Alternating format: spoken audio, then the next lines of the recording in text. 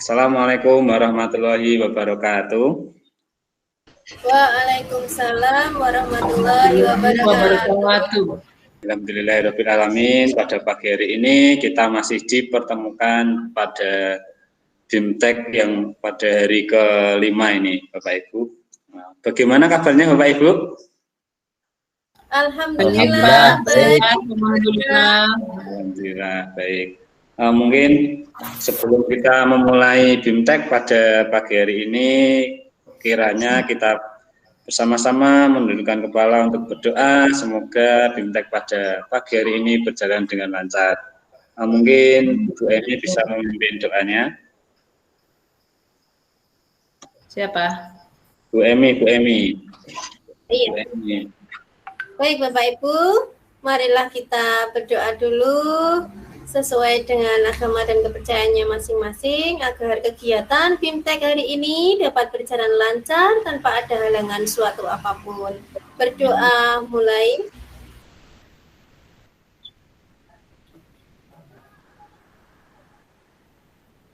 Berdoa selesai. Terima kasih Bapak Ibu. Baik, terima kasih Bu Emi. Semoga tambah lancar ini nanti kita dalam melaksanakan BIMTEK pada pagi hari ini. Mungkin yang memimpin ice breaking, Pak Habib siap ini? Oke, siap Pak Habib. Ice breaking ini supaya kelihatan semua ini. Oh, enggak apa-apa Pak, ini mungkin koneksi itu Pak. Sudah siap. Oh ya. Kesempatan pagi ini saya akan berikan ice breaking tentang apa ya, latihan kita untuk konsentrasi. Ini nanti saya mohonkan Bapak Ibu semua yang dikerjakan apa yang saya ucapkan, bukan yang dilihat Anda. Jadi yang saya kerjakan apa, misalnya nanti saya bunyikan pegang hidung, itu berarti yang dilaksanakan pegang hidungnya, walaupun saya nanti megangnya kepala atau megang telinga misalnya ya. Jadi nanti ini melatih bahwa yang jenengan dengar semua itu yang dengan kerjakan, bukan dari apa yang Anda lihat. Paham nggih Bapak Ibu instruksinya? Ya Pak, siap Pak. Siap konsentrasi. Jadi yang jenengan kerjakan itu apa yang saya instruksikan, bukan dari yang Anda lihat. Oke, siap nggih? Kita coba dulu. Oke. Sekarang saya minta Bapak Ibu untuk pegang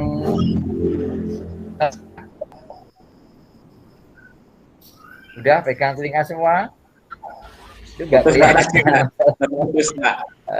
Terputus sebentar tadi, Pak. Ulang. Tadi terputus. Saya ulangi. Ya. Instruksinya sudah jelas nggih, Bapak Ibu. Bu Emi sudah jelas ini. Sudah. Jadi yang jenengan laksanakan adalah apa yang saya ucapkan, bukan dari gerakan saya ataupun apa yang saya lakukan, tapi yang saya ucapkan. Ya, bisa dipaham nggih? Bu Maulida, sihat ke saya. Nanti aku keliru Pak, pegang nanti. Ya, instruksi saya, nggih, sekali jenengan semua pegang hidung.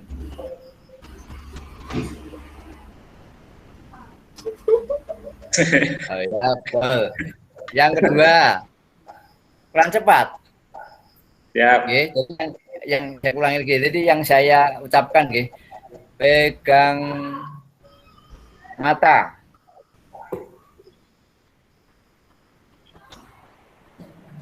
Ya. Sekali lagi. Enggak, ini kalau salah nanti ada hukumannya ternyata. Aduh, penyanyi lagi. Tapi layarnya enggak kelihatan. Sekali lagi. Yang saya ucapkan adalah Anda semua harus pegang alis.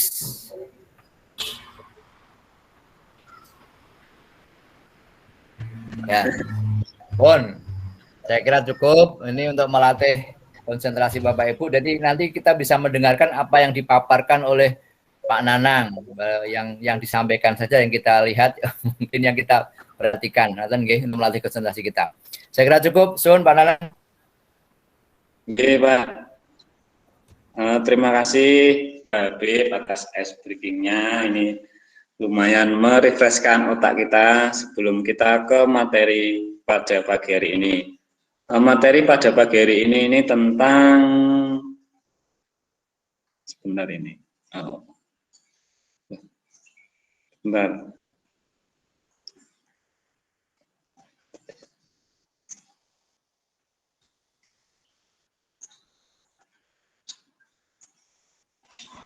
Sudah kelihatan Bapak Ibu? Sudah, Bapak. Sudah. Nah, kita hari ini belajar tentang apa itu modul belajar. Nah, ini yang kita bahas ini tentang konsep modul ajar, komponen modul ajar, prinsip penyusunan modul ajar, dan prosedur penyusunan modul ajar. Mungkin Bapak Ibu ada yang tahu modul ajar itu apa?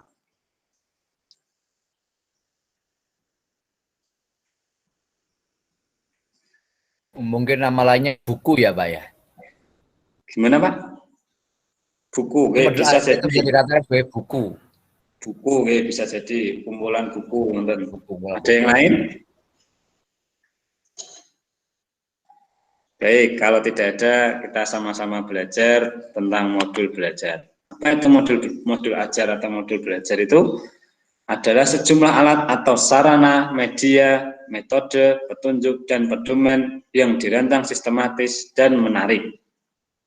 Modul ajar juga bisa diimplementasikan dari alur tujuan pembelajaran yang dikembangkan dari capaian pembelajaran dengan profil Pancasila sebagai sasaran.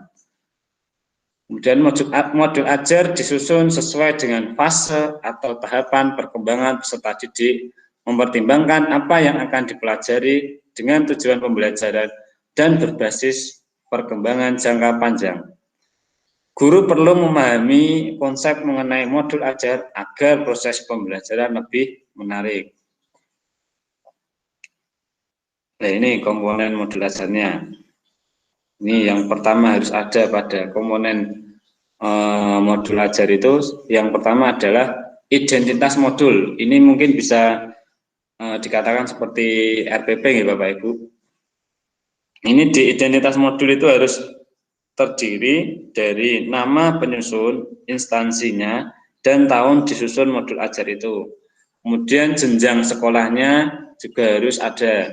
Kemudian untuk kelasnya, terus alokasinya itu menentukan waktu yang digunakan sesuai dengan jam pembelajaran. Kemudian selanjutnya setelah identitas ada kompetensi awal. Kompetensi awal adalah pengetahuan keterampilan yang perlu dimiliki siswa sebelum mempelajari topik tertentu. Kompetensi awal merupakan ukuran seberapa dalam modul ajar dirancang. Kemudian profil pelajar Pancasila ini merupakan tujuan akhir dari suatu kegiatan pembelajaran yang berkaitan erat dengan pembentukan karakter peserta didik. Profil pelajar Pancasila dapat tercermin dalam konten dan atau metode pembelajaran. Di dalam modul pembelajaran, profil Pancasila tidak perlu mencantumkan seluruhnya, namun dapat memilih profil Pancasila yang sesuai dengan kegiatan pembelajaran dalam modul ajar. Jadi ini tidak harus mencakup 6 dimensi dari profil pelajar Pancasila, itu disesuaikan dengan karakter peserta didik dari sekolah Bapak Ibu. Nah, dari 6 dimensi pelajar Pancasila itu saling berkaitan dan terintegrasi dalam seluruh mata pelajaran itu terlihat jelas di dalam materi, pedagogi, kemudian kegiatan proyek, dan asesmen. Setiap modul ajar memuat satu atau beberapa unsur dimensi profil pelajar Pancasila yang telah ditetapkan oleh Bapak atau Ibu guru. Kemudian sarana dan prasarana. Nah, ini fasilitas atau bahan yang dibutuhkan untuk menunjang kegiatan pembelajaran. Ini bisa juga sarana termasuk laptop, internet, mungkin LCD proyektor ataupun media pembelajaran lainnya yang mungkin bisa dikembangkan dan dibuat oleh Bapak Ibu semuanya. Kemudian target peserta didik. Nah, peserta didik itu menjadi target umum itu tidak ada kesulitan dalam mencerna, memahami materi ajar. Target umumnya ini. Kemudian target selanjutnya adalah peserta didik yang memiliki kesulitan belajar itu harus memiliki gaya belajar yang terbatas, hanya satu gaya misalnya dengan audio, memiliki kesulitan dengan bahasa dan materi ajar, kurang percaya diri, kesulitan berkonsentrasi jangka panjang dan sebagainya. Ini sebagai guru kita juga harus memahami karakter dari peserta didik supaya modul ajarnya bisa sesuai dengan target peserta didik. Kemudian peserta didik yang dengan pencapaian tertinggi mencerna dan memahami dengan cepat, mampu mencapai keterampilan berpikir aras tinggi atau HUTS dan memiliki keterampilan yang memimpin. Kemudian untuk model komponen selanjutnya adalah model pembelajaran. Model pembelajaran atau kerangka pembelajaran itu memberikan gambaran yang sistematis dalam melaksanakan pembelajaran. Model ini bisa berupa, kalau sekarang ini kan tatap muka atau pembelajaran daring, ataupun dicampur, ada yang luring, ada yang daring, atau istilahnya blended learning. Kemudian komponen selanjutnya adalah tujuan pembelajaran. Tujuan pembelajaran ini harus mencerminkan hal-hal penting dari pembelajaran dan harus bisa diuji dengan berbagai bentuk asesmen sebagai bentuk dari unjuk pemahaman.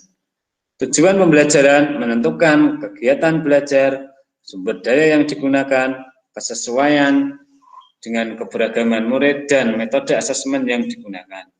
Tujuan pembelajaran dari berbagai bentuk, pengetahuan yang berupa fakta dan informasi, dan juga prosedural, pemahaman konseptual, pemikiran, dan penalaran keterampilan dan kolaboratif, serta strategi komunikasi. Selanjutnya, ini pemahaman bermakna. Di dalam modul ajar juga harus mencantumkan pemahaman bermakna. Ini adalah informasi tentang manfaat. Ya, jadi peserta didik itu belajar sesuatu itu manfaatnya apa? Ini harus dicantumkan dalam modul ajar. Contohnya ini pemahaman bermakna. Manusia berorganisasi untuk memecahkan masalah dan mencapai suatu tujuan. Kemudian pertanyaan pemantik. Pertanyaan pemantik ini adalah dibuat guru untuk menumbuhkan rasa ingin tahu dan kemampuan berpikir kritis dalam diri peserta didik. Ini pertanyaan pemantik itu bisa secara singkatnya pertanyaan sederhana. Ini contohnya, apa yang membuat sebuah cerpen menarik untuk dibaca? Nah, mungkin jawabannya langsung, oh gambarnya mungkin menarik lah. Itu jadi anak itu langsung berpikir cepat untuk menjawab pertanyaan dari kita. Itulah pertanyaan pemantik.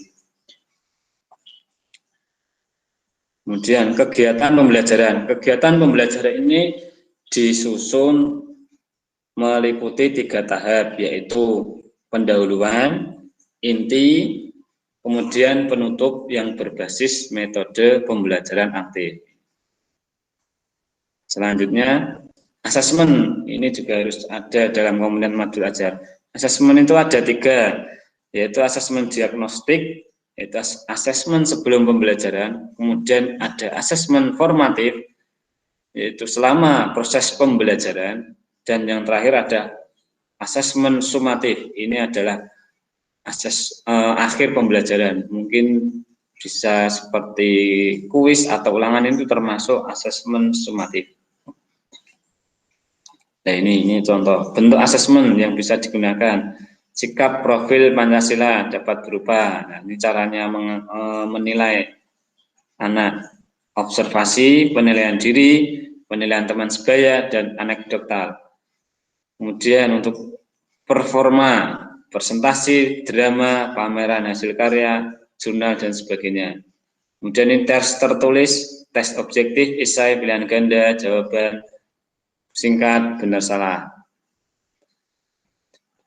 Kemudian pengayaan dan remedial. Ini pengayaan adalah kegiatan pembelajaran yang diberikan oleh peserta didik dengan capaian tertinggi dari agar mereka dapat mengembangkan potensi secara maksimal.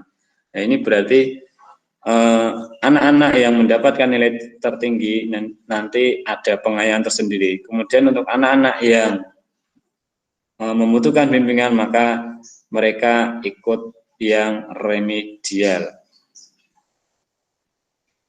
Kemudian lembar kerja siswa ini ditujukan untuk peserta didik dapat diperbanyak sesuai kebutuhan siswa. Kemudian untuk bahan bacaan guru dan peserta didik, bahan bacaan guru dan peserta didik digunakan sebagai pemantik sebelum kegiatan dimulai untuk memperdalam materi atau akhir kegiatan. Glosarium merupakan kumpulan istilah-istilah. Jadi ketika kita membuat modul ajar ini, kita membutuhkan istilah apa, kita bisa mencarinya di glosarium. Kemudian ada daftar pustaka yang kita jadikan kita menampilkan buku-buku, sumber-sumber buku ataupun artikel ataupun yang lain bisa dicantumkan sebagai daftar pustaka. Mungkin itu Bapak Ibu, ada pertanyaan dari penjelasan saya ini? Ada yang kurang paham? Ya, saya Pak Nanang. Oke Pak Habib. Tentang pertanyaan pemantik itu biasanya diletakkan di awal atau di tengah atau di akhir dalam pembelajaran. Oke. Terima kasih Pak Habib. Terima kasih Pak Habib.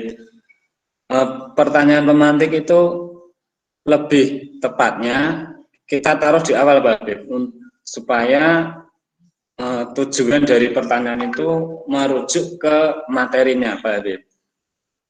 Jadi kita mengantarkan siswa untuk ke materinya itu langkah awalnya salah satunya dengan pertanyaan pemantik. Nonton Pak Habib. Paham Pak. Ada lagi?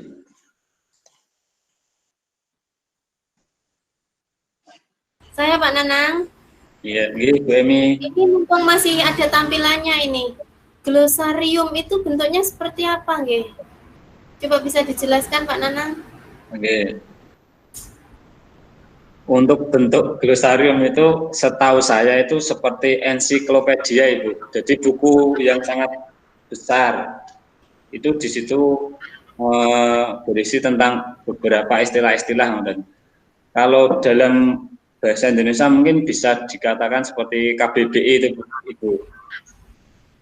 Setahu saya seperti itu. Mungkin dari Bapak Ibu ada yang pernah tahu tentang glosarium itu. Saya bantu menjelaskan. Ya, baik. Terima kasih Pak Nanang. Oke. Ada lagi? Cukup. Sudah cukup Pak.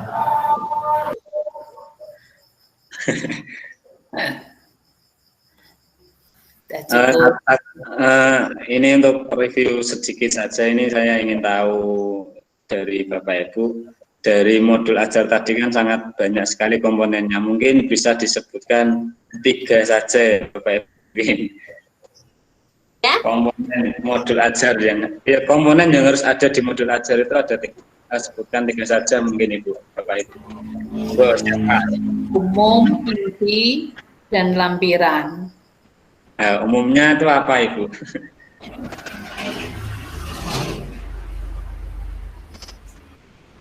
Ada yang bisa membantu?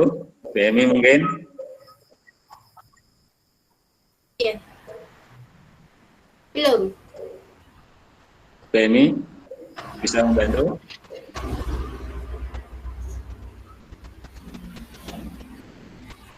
Oke, secara garis besar memang umum, inti, dan lampiran. Oke, umumnya tadi identitas modul dan sebagainya. Intinya tadi di pemahaman bermakna termasuk ini. Oke. Mungkin itu saja Bapak Ibu. Sebelum mengakhiri BIMTEK pada pagi hari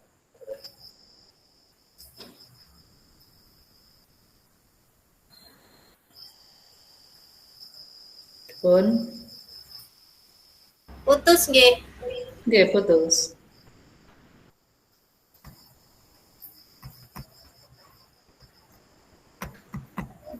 Pak Nanang sinyalnya.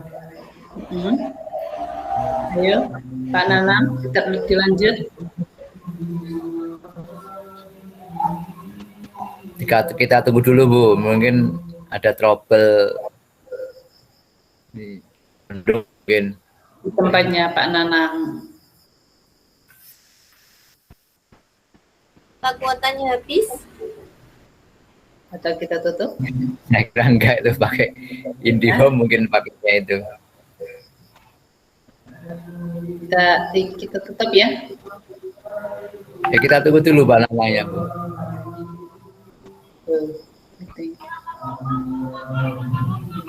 Iya, kita tutup ya. Belum Bu, jangan dulu Bu.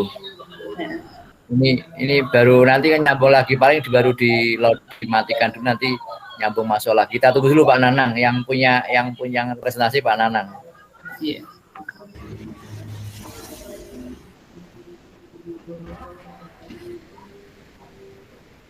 Assalamualaikum. Oke, baik.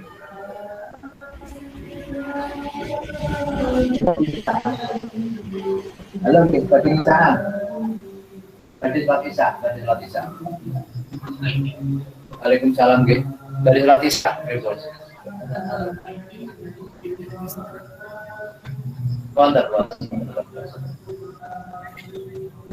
Oh, nggih, siap, nggih, Badis. Oh, mbek ati masakan itu, Pak.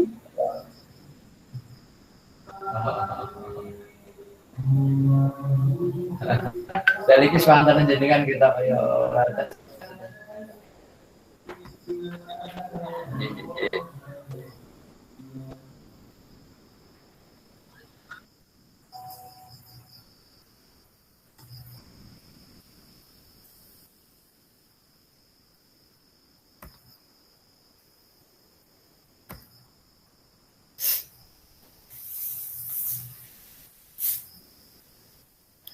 Ini yang punya Pak Nanang sudah ditutup.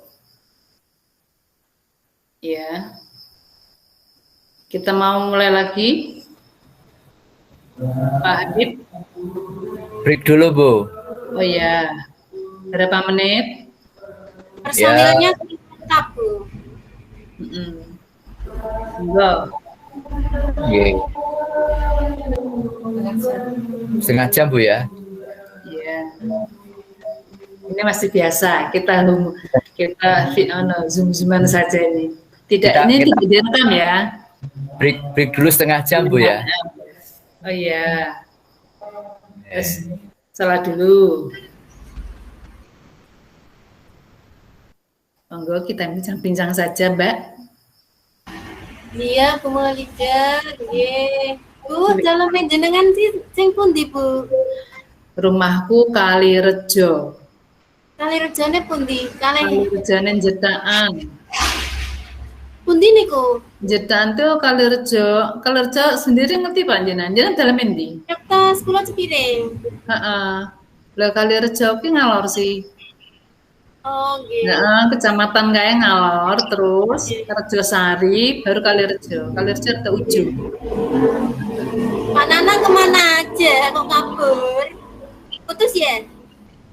Nah, putus. itu tadi. Oh ya. Nah, ini menunggu Pak Habibnya sedang sholat barangkali. Rekam lagi, Bu. Kita dongeng-dongeng sih. Ini tidak direkam ya, dongeng baik. Misalkan itu tadi. Jenengan Bapak Ibu sudah- misalkan itu tadi videonya Pak Nanang kan putus. Heeh. Terus nanti kita sambung lagi, ngoten sakit mboten? Boyo. Nah, Ya, Enggak apa-apa Ibu, enggak apa-apa Bu, Biasanya- enggak apa-apa. tapi sudah ditutup kok tadi ada Pak. Heeh. Enggak apa-apa Terus Bu. misalkan- Kalau kelihatannya kan nanti kalau saya lihat di LMS-nya itu kita kan uploadnya videonya masing-masing Ibu. ya, nggih. Maksudnya kan belum ditutup, apa-apa. misalkan disambung lagi. Edit video kan bisa sih Pak? Edit video kan bisa. Bisa. Nah, Bisa. itu maksud saya seperti itu. Sendiri Pak Nanang ya. Nggih. Iya, nanti dikirim ke di grup aja Bu. Maksudnya tadi punya kita, nek misalkan ono kata-kata yang jelek itu kan bisa diputus, di cut, ngoten kan sakit sih Pak? Di cut. Edit video. Iya, kalau di cut. ngedit Kan video sakit nanti sih? Nggih, kalau ngedit video ya agak lama nanti Bu. Oh, ngoten. Misalkan kan tadi ada suara sing kados kula, kados Bu Maulida kan ojo angel-angel lek takon kan ngoten ada seperti itu ya Bu. Kula bayang. Nanti Pak Nanang yang ngekat Ra. Heeh. Maksud saya seperti itu Pak Nanang. Jadi nggak usah terburu diupload kan kita masih diberi waktu sampai Senin pagi. Ngoten sih? Nggih. Iya, Nggih, Pak. nanti Pripun? Minggu saya coba nganu Bu. Kalau hari ini bisa dikirim videonya, mungkin minggu bisa tak coba Bu cicil untuk mengekat-kat Nanti crop. coba ya. Sing elek kuwi. Nggih, maksudnya enten kata-kata kuwi no, ojo angel-angel. Mungkin nek kita ditayangkan elek to, Pak. Heeh. Nggih. Nggih Nggih, pun Bu, iso nanti mah saya- dulu napa? Nggih, samarin mawon nggih Bu. Niku kula tak Nggih. bentak. Maulida, tak ngunjurian nggih. Oh iya, silakan. Bu saya tak keluar dulu Bu, nanti tak masuk lagi Bu. Pakai laptop Bu. Iya, Pak. Mm-mm.